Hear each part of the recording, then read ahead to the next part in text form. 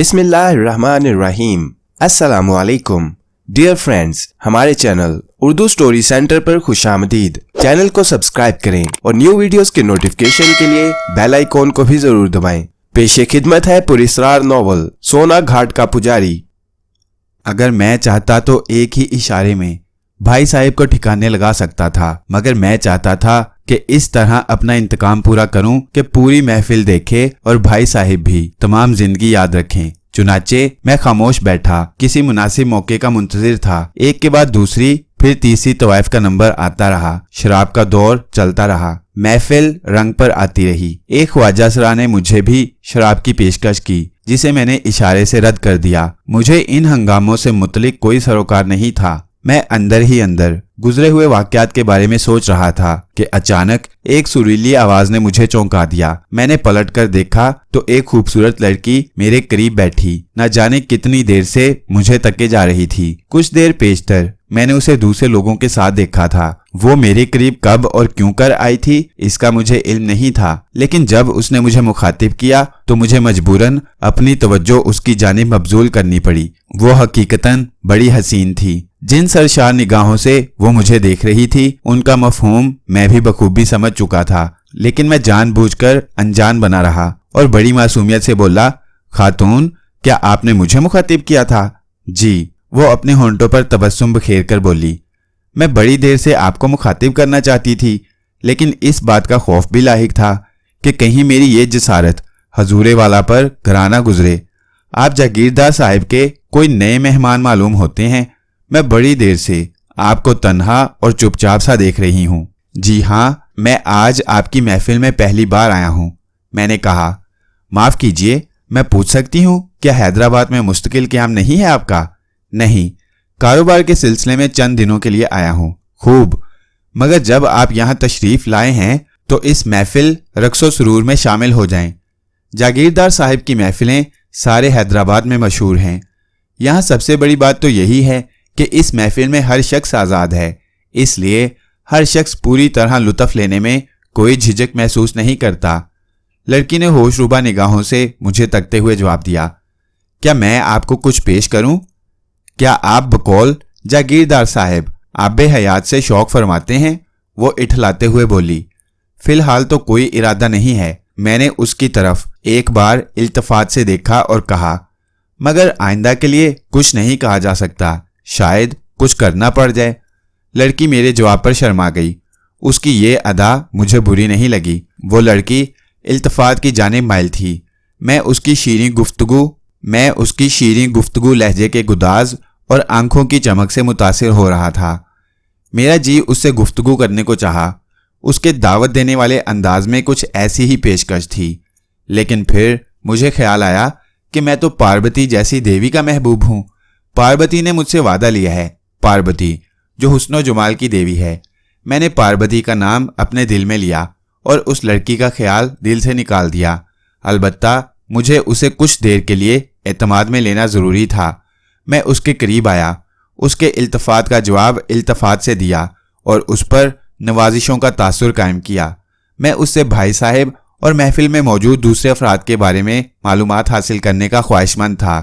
چنانچہ جب وہ مجھ سے بے تکلف ہو گئی تو میں نے اس سے سب سے پہلے اس شخص کے بارے میں دریافت کیا جو بھائی صاحب کے بائیں جانب بیٹھا تھا اور اس وقت بھی ایک لڑکی کو یوں گھور رہا تھا جیسے نگاہوں ہی نگاہوں میں کھا جانا چاہتا تھا۔ اس شخص کا نام ماتھر ہے، پولیس کے بڑے عہدے پر فائز ہے۔ لڑکی نے ناخوشگوار لہجے میں جواب دیتے ہوئے کہا، جاگیردار صاحب نے نہ جانے کیا جادو کر دیا ہے کہ یہ ان کا تابع دار بنا ہوا ہے۔ بڑی سخت گیر طبیعت کا مالک ہے، ایک بار جس مجرم کے پیچھے پڑ جائے اسے پانی میں ڈوبا بھی نہیں چھوڑتا۔ سنا ہے جاگیردار صاحب بھی کسی زمانے میں پولیس کے محکمے میں رہ چکے ہیں۔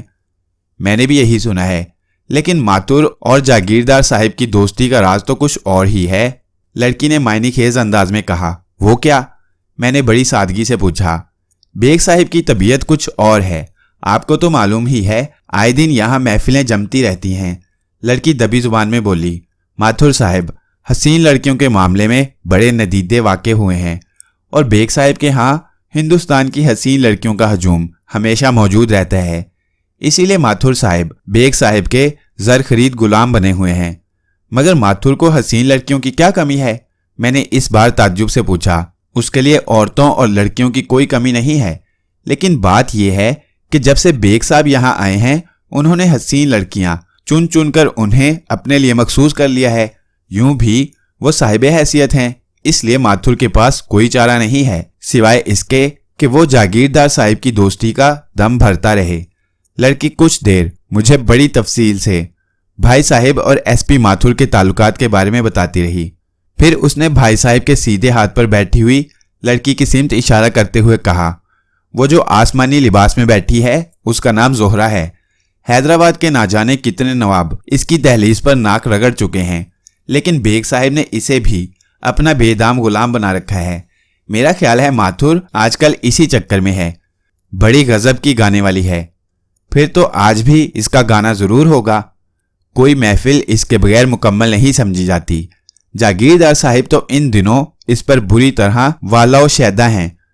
लड़की बड़ी देर तक मेरे पास बैठी इधर उधर की बातें करती रही, लेकिन जब उसने महसूस कर लिया कि मेरे इल्तफात में कोई शिद्दत पैदा नहीं हुई तो वो मुंह बनाकर उठ गई। मुझे उसके इस तरह जाने से कोई दिलचस्पी नहीं थी। पार्वती का नाम जिस वक्त मेरे जहन में आया था, मुझे सारे हंगामे, ये राग रंग, ये रक्सो सुरूर, ये महफिल हुस्नो जमाल सब बेकैफ और बेरंग मालूम हो रहा था। पार्वती के नाम पर मुझे अपना इरफान दोबारा नसीब हुआ था। मैं इस महफिल में खुद को सबसे ज्यादा ताकतवर शख्स समझ रहा था, और मैं था भी। मैंने शक्ति हासिल करके अपने जज्बों की कुर्बानी दी थी। पार्वती के बाद और कौन हसीन होगा? उस पुरस्कार ताकत से बड़ी ताकत और क्या होगी?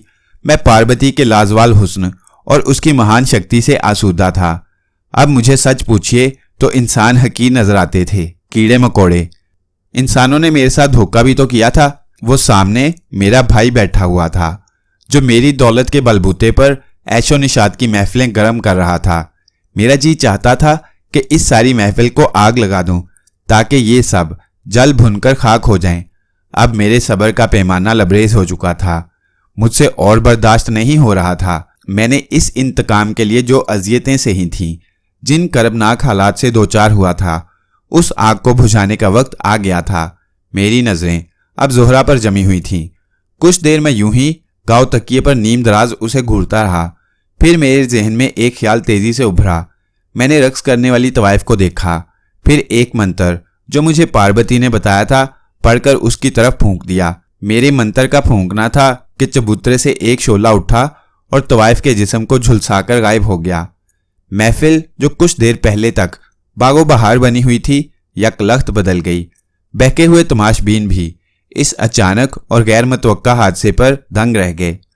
दूसरों के अलावा भाई साहिब और माथुर भी उठकर चबूतरे की तरफ लपके।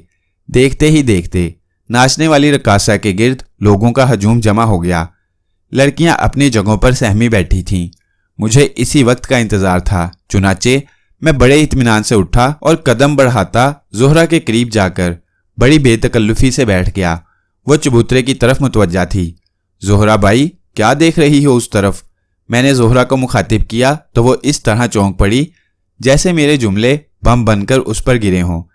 एक नज़र उसने मुझ पर डाली, फिर तेवरी पर बल लाकर बोली, कौन हो जी तुम? घबराओ नहीं जोहरा बाई, मैंने ये शोभदा महज तुम्हारा कुर्ब हासिल करने के लिए दिखाया था। चलते नजर आओ अजनबी, जोहरा बिगड़े हुए तेवर से बोली। अगर मैंने तुम्हारी जिसारत की इतला जागीरदार साहिब को कर दी तो भरी महफिल में तुम्हारी तिक्का बोटी कर दी जाएगी। बड़ा घुमंड है तुम्हें अपने जागीरदार साहिब पर, क्यों? मैंने उसे गुस्सा दिलाने की खातिर नफरत से कहा। ठहरो, अभी बताती हूं तुम्हें, जोहरा चमक कर बोली। वो जाने के लिए उठी तो मैंने हाथ पकड़ लिया और गुस्सीले लहजे में बोला, बैठी रहो जोहरा बाई, तकलीफ क्यों करती हो? मुझे गुस्सा मत दिलाओ, वरना मैं तुम्हारा ये हुस्न भी खाक में मिला दूंगा। जोहरा ने अपना हाथ एक झटके से छुड़ा लिया और बल खाती हुई खड़ी हो गई, लेकिन अभी वो बमुश्किल 2-4 कदम ही आगे बढ़ सकी थी कि मैंने दूसरा मंत्र पढ़कर उसकी तरफ फूंक दिया। दूसरे ही लम्हे वो चीखती हुई फर्श पर गिरी और इस तरह तड़पने लगी जैसे कोई गैर मरई कुव्वत उसका गला दबा रही हो। भाई साहिब ने जोहरा की चीख की आवाज सुनी तो बुखलाए हुए पलटे। एसपी माथुर भी उनके साथ था।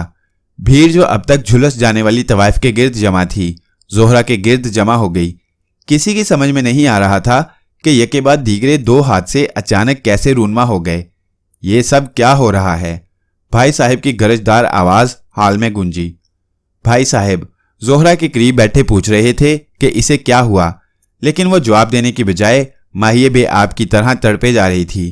تھوڑی دیر تک میں اپنی جگہ بیٹھا یہ تماشا دیکھتا رہا، پھر اٹھ کر مجمع کو ہٹاتا ہوا آگے بڑھا اور گرجدار آواز میں بولا، تم سب اس عورت سے دور ہو جاؤ، میں اس کی بیماری کا علاج جانتا ہوں۔ میری آواز میں کچھ ایسی ہی گھن گرج تھی کہ باقی افراد تو پیچھے ہٹ گئے، لیکن بھائی صاحب اور ماتھر وہیں موجود رہے اور مجھے گھورنے لگے۔ کون ہو تم؟ ماتھر نے مجھے قہر آلود نظروں سے گھورتے ہوئے سوال کیا۔ یہ میں سمے آنے پر بتا دوں گا ماتھر جی کہ میں کون ہوں، میں نے ماتھر کو ٹکا سا جواب دیا۔ پھر اپنا ہاتھ بلند کر کے میں نے ایک اور منتر پڑھا اور آگے بڑھ کر اپنا ہاتھ زہرا کے گال پر رکھ دیا۔ میرے ہاتھ کا زہرا پر لگنا تھا کہ وہ یکدم ٹھیک ہو گئی اور یوں آنکھیں پھاڑ پھاڑ کر سب کو دیکھنے لگی، جیسے پوچھ رہی ہو کہ اسے فرش پر کس نے لٹایا ہے۔ پھر اس کی نظر مجھ پر پڑی تو تیزی سے اٹھی اور بھائی صاحب کا ہاتھ تھام کر بولی، جاگیردار صاحب مجھے اس شخص سے بچاؤ، یہ مجھے کوئی جادوگر معلوم ہوتا ہے۔ میں نے زہرا کے چہرے سے نظر ہٹا کر بھائی صاحب کی طرف دیکھا تو دل ہی دل میں مسکرائے بغیر نہ رہ سکا۔ وہ اس وقت مجھے جن نظروں سے دیکھ رہے تھے ان سے یہی ظاہر ہو رہا تھا جیسے وہ مجھے پہچاننے کی کوشش کر رہے ہوں۔ میں نے اپنی آنکھیں ان کی آنکھوں میں ڈال دیں اور شدید غیظ و غضب کے عالم میں بھائی صاحب کو دیکھا۔ مجھے یقین ہے کہ میری آنکھوں سے اس وقت خون رس رہا تھا۔ میری حالت کو دیکھ کر بھائی صاحب تو کچھ نہ بولے، لیکن ماتھر کڑک کر مخاطب ہوا، کیا نام ہے تیرا؟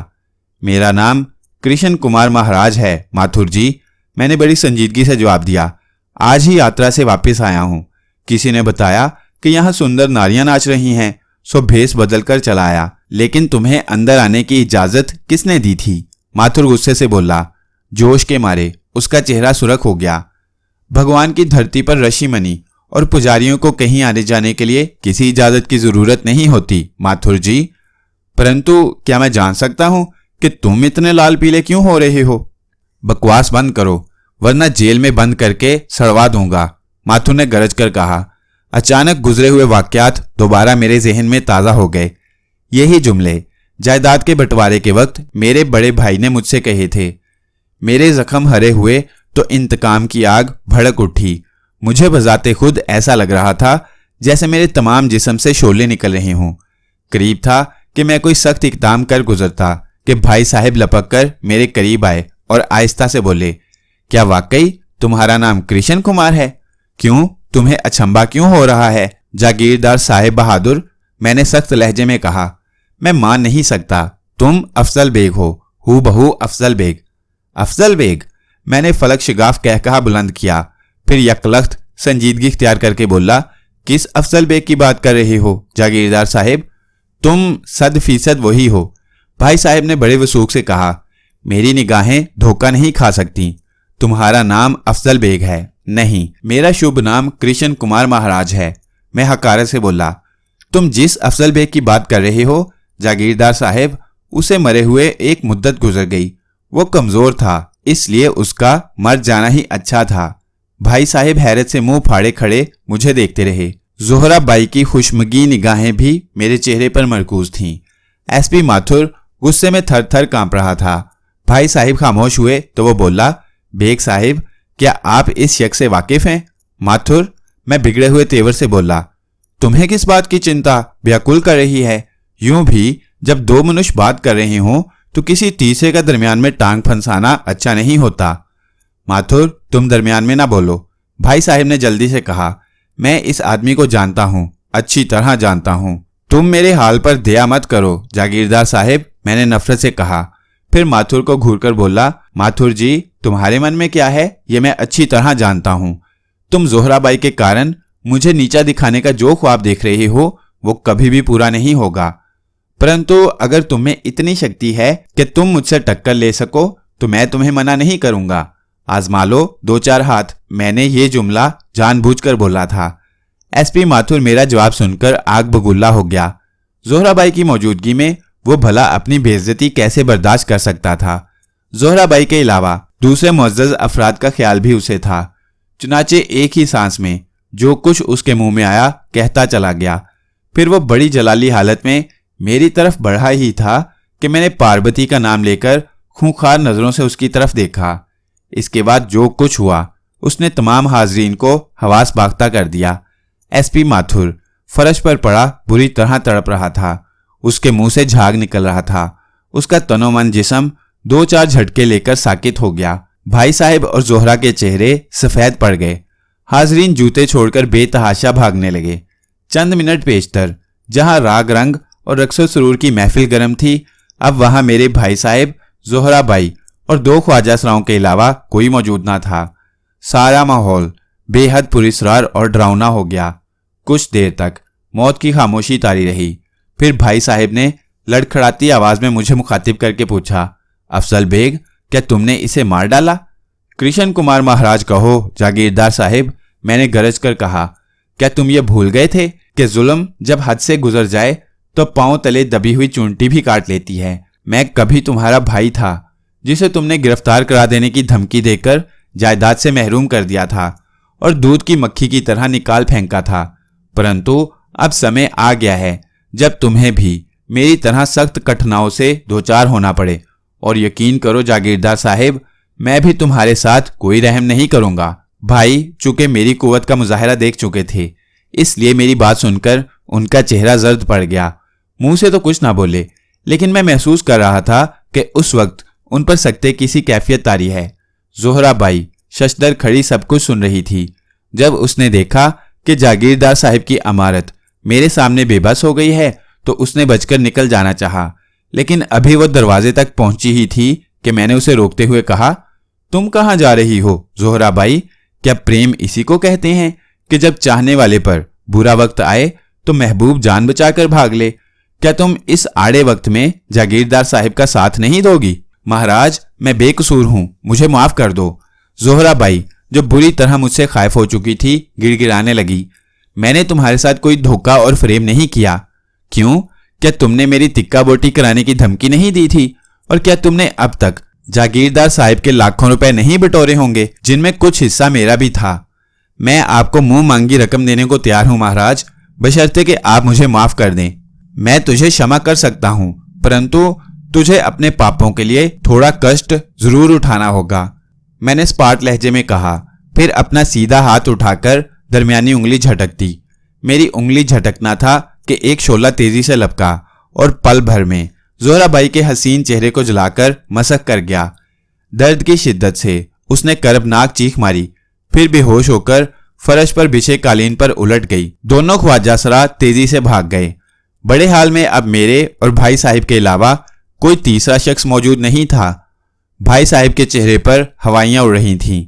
वो मुर्दा सी आवाज में बोले, मैंने तुम्हारी जो हक तलफी की है उसका मुझे अफसोस है, लेकिन अब मैं तुम्हारा हक देने को तैयार हूं। अब समय बीत चुका है जागीरदार साहिब, मैंने हकारत से जवाब दिया। जब मैं कमजोर और बेबस था उस वक्त तुमने मुझे धुतकार दिया था, लेकिन आज जब मैं देवी देवताओं की कृपा से महान शक्ति का मालिक बन गया हूं तो तुम मेरे सामने सर झुका रहे हो। परंतु मुझे यह सौदा मंजूर नहीं। मैंने आज तक जो अजियतें बर्दाश्त की हैं वो मैं जानता हूं, और उसका तकाजा ये है कि अब तुम्हें ऐसी सजा दी जाए कि तुम तमाम जीवन याद रखो और अपनी दौलत और हुकूमत के नशे में आकर किसी मजबूर का दिल ना दुखा सको। मैं तुम्हारा बड़ा भाई हूं, भाई साहब ने हकलाते हुए कहा। मैं तस्लीम करता हूं कि मैंने तुम्हारे साथ बड़ा जुल्म किया है, लेकिन तुम्हारी भावज और भतीजों ने तो कुछ नहीं किया। अगर तुमने मुझे जिक पहुंचाई तो इसका असर उन लोगों पर भी पड़ेगा। क्या मुझे जायदाद से महरूम करते वक्त तुम्हें यह ख्याल नहीं आया था कि बाप की आत्मा कब्र में तड़प उठी होगी? मैंने नफरत से कहा। वो सब कुछ ठीक है, मगर अब तो तुम जितनी दौलत चाहो मैं तुम्हें दे सकता हूं। अब मुझे कुछ नहीं चाहिए जागीरदार साहिब, मैं बोला। पार्वती देवी की कृपा से अब मुझे इतनी शक्ति हासिल है कि अगर मैं मिट्टी को भी हाथ लगाऊं तो वो भी सोना बन सकती है। तुम चाहते क्या हो फिर? मैं जो चाहता हूं वो तुम्हें अभी मालूम हो जाएगा, मैंने गुस्सीली आवाज में कहा। नहीं नहीं अफजल, नहीं, मैं तुमको खुदा का वास्ता देता हूं। भाई साहिब खौफ के मारे थर थर कांपने लगे।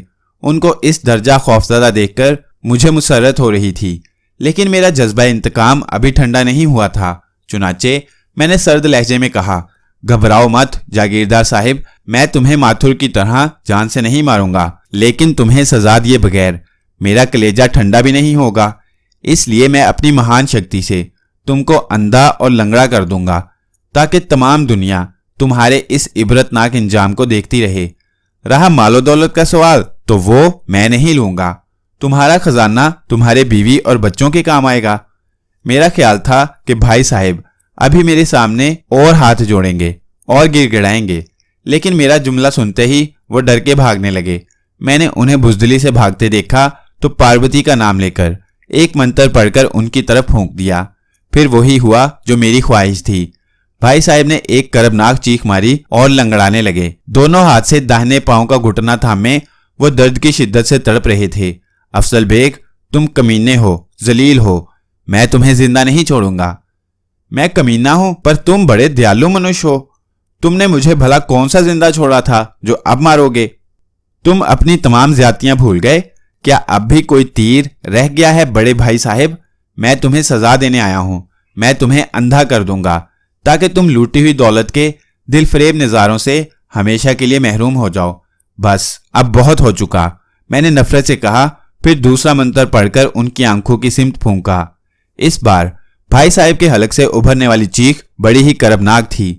گھٹنا چھوڑ کر انہوں نے دونوں ہاتھ آنکھوں پر رکھ لیے اور زمین پر تڑپنے لگے جیسے ذبح ہوتے وقت بکرا ہاتھ پاؤں مارتا ہے۔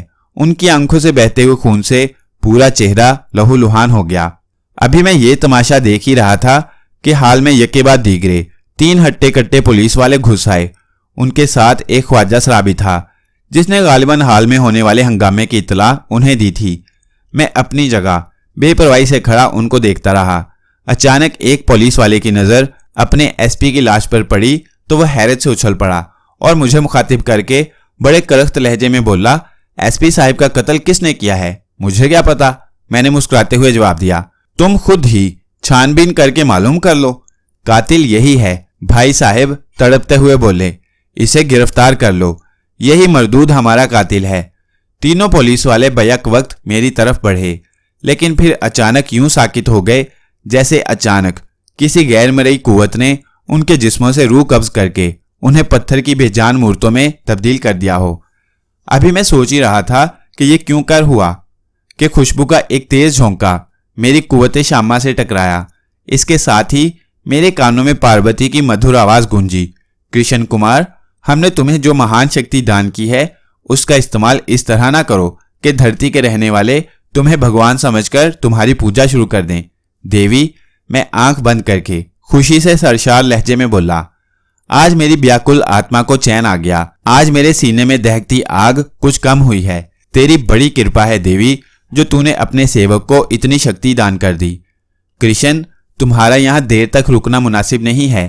اتنا کہہ کر خوشبو کا جھونکا غائب ہو گیا۔ میں نے آنکھیں کھول کر ماحول کا جائزہ لیا تو مجھے ہنسی آ گئی۔ تینوں پولیس والے اور خواجہ سرا تقریباً پتھر کے بے جان بتوں کی طرح اپنی اپنی جگہ کھڑے تھے۔ وہ آگے بڑھنا چاہتے تھے لیکن ان کے قدم رک جاتے تھے۔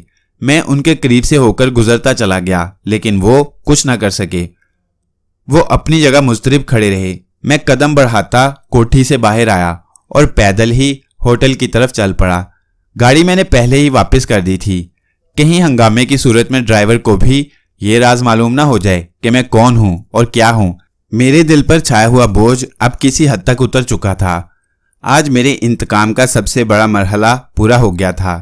یہ بھی اچھا ہوا کہ بھائی صاحب نے مجھے یہ بتا دیا کہ ان کی بیوی ابھی حیات ہیں اور بچے بھی ہو چکے ہیں، ورنہ عین ممکن تھا کہ میں غیظ و غضب کی حالت میں ان کا بھی وہی حال کرتا جو ماتھر کا کر چکا تھا۔ بہرحال مجھے اطمینان تھا کہ میں نے جاگیردار صاحب کو ایسی سزا دی ہے کہ جسے وہ مرتے مرتے بھی نہ بھلا سکیں گے۔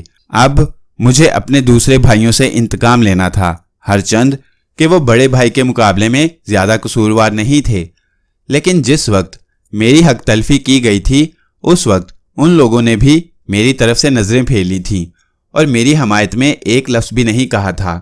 کوٹھی سے میرا ہوٹل جہاں میں قیام کر رہا تھا بمشکل 1.5 میل کے فاصلے پر تھا، لیکن میں نے جان بوجھ کر اپنے اندازے کے مطابق ایک طویل راستہ اپنایا تھا جو زیادہ تاریک اور سنسان تھا۔ گو کہ مجھے کسی کا خوف نہیں تھا پھر بھی میں یہ نہیں چاہتا تھا کہ خواہمخواہ کوئی آدمی میرا پیچھا کرنے کی کوشش کرے اور وہ غریب بھی مفت میں مارا جائے۔ میری نظروں کے سامنے اس وقت بھی وہی دل خوشکن منظر گھوم رہا تھا جب بھائی صاحب اندھے ہو کر زمین پر تڑپ رہے تھے اور انہوں نے پولیس والوں کو میری گرفتاری کا حکم صادر فرمایا تھا۔ ان کی کربناک چیخوں کی آواز اب بھی میرے کانوں میں گونج رہی تھی۔ جب میں اپنی دھن میں مست ہوٹل کی طرف جا رہا تھا، میرا جی پاربتی سے ملنے کو چاہ رہا تھا۔ جو مسرت مجھے اس وقت ملی تھی وہ سب اس کی کرپا تھی۔ طاقت بڑی چیز ہے، اس کا نشہ ہی کچھ اور ہوتا ہے۔ اس میں جو لذت ہے وہ کسی اور چیز میں نہیں۔ میرے سامنے اب دنیا ہیچ تھی۔ میرا دل کارناموں پر کارنامے انجام دینے کے لیے مضطرب تھا۔ میں نے اپنے بڑے بھائی سے انتقام لے لیا تھا۔ میں مستقبل میں اپنی خوبصورت زندگی کے متعلق سوچ رہا تھا کہ اچانک اس سنسان اور اندھیرے راستے میں ایک واقعہ پیش آیا۔ پہلی بار میں نے کسی دوسرے کے معاملے میں ٹانگ اڑائی تھی۔ میں ہوٹل کی طرف جا رہا تھا کہ اچانک مخالف سمت سے کوئی نمودار ہو کر اتنی زور سے مجھ سے ٹکرایا کہ میں نے اگر فوری طور پر خود کو سنبھال نہ لیا ہوتا تو یقیناً گر پڑا ہوتا۔ ٹکر اس قدر زوردار اور اچانک تھی کہ میرا اچھا خاصا موڈ خراب ہو گیا۔ قریب تھا کہ میں گھوم کر غصے سے ٹکرانے والے پر وار کر بیٹھتا کہ ایک گھبرائی ہوئی نسوانی آواز میرے کانوں سے ٹکرائی۔ معاف کرنا بھائی، تم کون ہو؟ میں نے سنبھل کر اس عورت کو دیکھا جو سرتاپا ایک سفید چادر اپنے جسم کے گرد لپیٹے منہ دوسری طرف کیے کھڑی تھی۔ میں اس کی آواز سن کر ہی سمجھ گیا تھا کہ اس پر ضرور کوئی افتاد پڑی ہے۔ اس کی پھولی پھولی سانسوں نے میرے اندازے کی تصدیق بھی کر دی۔ اندھیرے کی وجہ سے میں اس کی شکل نہیں دیکھ سکا تھا۔ عورت مجھے جواب دینے کی بجائے آگے بڑھی تو میں نے لپک کر اس کا راستہ روک لیا اور نرمی سے بولا، بہن، جب تو نے مجھے بھائی کہا ہے تو پھر مجھے اپنا دکھ بتانے سے کیوں گھبراتی ہے؟ شاید میں تیری کوئی مدد کر سکوں۔ خدا کے لیے مجھے جانے دو۔ اگر وہ پیچھا کرتا ہوا یہاں آ گیا تو مجھے جان سے مار ڈالے گا، عورت نے خوفزدہ آواز میں کہا، پھر پلٹ کر پیچھے کی طرف دیکھنے لگی۔ کیا وہ تیرا دشمن ہے جو تجھے قتل کرنا چاہتا ہے؟ میں نے بدستور نرم آواز میں سوال کیا۔ دشمن؟ عورت نے درد بھرے لہجے میں کہا، پھر توقف سے بولی، اگر وہ دشمن ہی ہوتا تو مجھے کوئی ملال نہ ہوتا۔ افسوس تو اس بات کا ہے کہ وہ میرا شوہر ہو کر بھی میری جان کا دشمن ہو گیا ہے۔ بات کیا ہے؟ مجھے سچ سچ بتا، شاید میں تیری کوئی مدد کر سکوں۔ کیا تیرے شوہر کو تجھ پر شک ہو گیا ہے؟ ہاں، عورت نے ایک بار پھر پلٹ کر پیچھے کی سمت دیکھتے ہوئے کہا، اسے شبہ ہے کہ میں بد کردار ہوں۔ بھائی، میں اپنے خدا کو گواہ کر کے کہتی ہوں کہ آج تک میں نے کبھی اپنے شوہر کے علاوہ کسی اور مرد کو نظر بھر کر بھی نہیں دیکھا۔ پھر شبہ کی کیا وجہ ہے؟ میں نے قدرے سنجیدگی سے پوچھا۔ مجھے مت روکو بھائی، وہ مجھے نہ پا کر ضرور میرا پیچھا کرے گا۔ بہن، تو نے میری بات کا جواب نہیں دیا۔ میں نے اسے مزید تشفی دیتے ہوئے کہا، مجھے اپنی پوری کتھا سنا، میں وچن دیتا ہوں کہ تیری مدد ضرور کروں گا۔ کیا تم ہندو ہو؟ عورت نے سہمی ہوئی آواز میں پوچھا تو مجھے اپنی غلطی کا احساس ہو گیا۔ میں نے 2-4 لفظ چونکہ ہندی کے بول دیے تھے اس لیے وہ مجھے ہندو سمجھ بیٹھی تھی۔ گھبراؤ مت، میں یوں ہی روانی میں وچن اور کتھا کے لفظ بول گیا تھا۔ ہاں، تو تم نے بتایا نہیں کہ تمہارے شوہر کو تمہارے اوپر بد کردار ہونے کا شک کیسے ہوا تھا؟ اس نے اپنے بھائی کے کہنے پر مجھے گناہگار تصور کر لیا ہے، عورت نے آہستگی سے کہا۔ دراصل وہ بے حد بے غیرت اور بد کردار واقعہ ہوا ہے۔ اس نے اپنی بھابھی پر بری نظر ڈالی۔ وہ مجھے گناہگار کرنا چاہتا تھا۔ میرے انکار پر وہ مجھ سے بدلہ لینے پر آمادہ ہو گیا اور نہ جانے اپنے بھائی سے کیا کیا الٹی سیدھی لگا دی یا جادو کر دیا کہ وہ میرا دشمن ہو گیا۔ گزشتہ 1 ہفتے سے وہ مجھے کمرے میں بند کیے ہوئے مجھ پر ظلم توڑ رہا ہے۔ اس نے مجھے لاٹھیوں سے مارا ہے اور بھوکا پیاسا رکھا۔ آج اتفاق سے مجھے موقع مل گیا اور میں وہاں سے بھاگ نکلی۔ اب کہاں جانے کا ارادہ ہے؟ سوچتی ہوں رسوائی کی اس زندگی سے نجات حاصل کر لوں یا پھر گلبرگ میں اپنی بیوہ اور معذور ماں کے پاس چلی جاؤں۔ میری سمجھ میں نہیں آ رہا بھائی، میں کیا کروں؟ تمہیں کہیں جانے کی ضرورت نہیں ہے، میرے ساتھ اپنے شوہر کے گھر واپس چلو۔ نہیں، وہ مجھے جان سے مار ڈالے گا، عورت نے ملتجی آواز میں جواب دیا۔ میرے ہوتے ہوئے تمہیں ڈرنا نہیں چاہیے، میں تم سے وعدہ کرتا ہوں کہ سب کچھ ٹھیک ہو جائے گا۔ پہلے تو وہ عورت کسی طور گھر جانے پر آمادہ نہ ہوئی اور بار بار یہی کہتی رہی کہ شوہر اسے زندہ نہیں چھوڑے گا۔ لیکن جب میں نے اسے ہر طرح سے یقین دلایا کہ میری موجودگی میں اس کا شوہر یا دیور اس کا بال بھی بیکا نہ کر سکیں گے اور یہ کہ میں حالات پر قابو پا لوں گا، تو وہ توون و کرہن میرے ساتھ واپس جانے پر آمادہ ہو گئی۔ عورت کا گھر 2 فرلانگ دور تھا۔ راستے میں وہ مجھے اپنے اور اپنے شوہر کے ظلم کے بارے میں بہت ساری باتیں بتاتی رہی، شاید اس لیے کہ اسے میری باتوں پر مکمل اعتماد ہو گیا تھا، یا پھر یہ ممکن تھا کہ وہ اپنے دل کا بوجھ ہلکا کرنے کے لیے مجھے ہمدرد جان کر سب کچھ کہے جا رہی تھی۔ لیکن میں اپنی سوچوں میں گم تھا۔ جہاں تک اس عورت کی ذات کا تعلق تھا، میں نے اس سے پہلے کبھی اس کی آواز نہ سنی تھی، مگر اتنا مجھے یقین تھا کہ وہ انتہائی شریف اور اعلیٰ کردار کی مالک ہے۔ گھر سے وہ محض اس لیے فرار ہوئی تھی کہ اپنی زندگی داؤ پر لگا کر شوہر اور اس کے بھائی کے درمیان کوئی خطرناک صورت نہ پیدا ہونے دے۔ بہرحال میں طے کر چکا تھا کہ اس بےکس اور مجبور عورت کی مدد ضرور کروں گا۔ یہ کہانی ابھی جاری ہے۔ ویڈیو پسند آئی تو لائک کریں، چینل کو سبسکرائب کریں اور ویڈیو کو زیادہ سے زیادہ شیئر کریں۔ ملتے ہیں اگلی ویڈیو میں۔ اللہ حافظ۔